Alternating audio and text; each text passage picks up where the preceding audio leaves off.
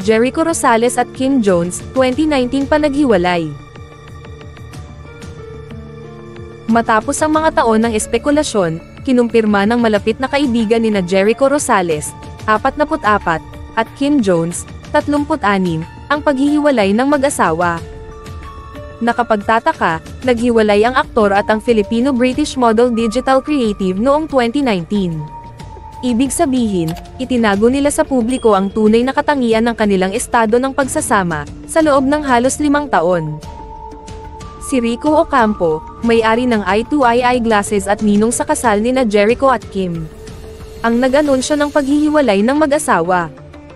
Ito ay naisakatuparan ng opisyal na pahayag na inilathala sa ABS-CBN News noong Lunes, ika-29 ng Enero taong 2024. Sa kabila ng kanilang desisyon na wakasan ang kanilang kasal bilang mag-asawa, nananatiling very good friends ang dalawa ayon kay Ocampo. Mutual decision at amicable separation daw ang nangyari sa dalawa, ngunit hindi idinetalya ni Ocampo ang dahilan ng kanilang paghihiwalay.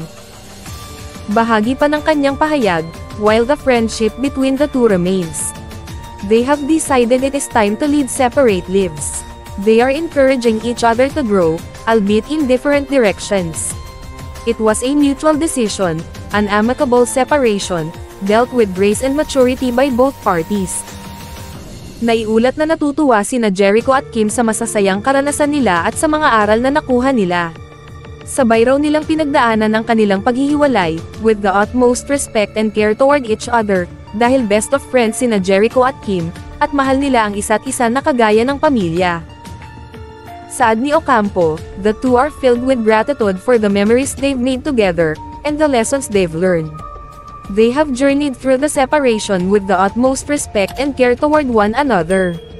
Precisely because Echo and Kim are the best of friends and love each other like family. This split is not born out of ill feelings. On the contrary, one might say that it is a demonstration of their affection and respect, as Echo and Kim only wish the best for each other. Pinaniniwalaang nagpapasalamat sina Jericho at Kim sa mga sumuporta sa kanila sa halos 5 taong relasyon nila, at hiniling nila na igalang ang kanilang privacy.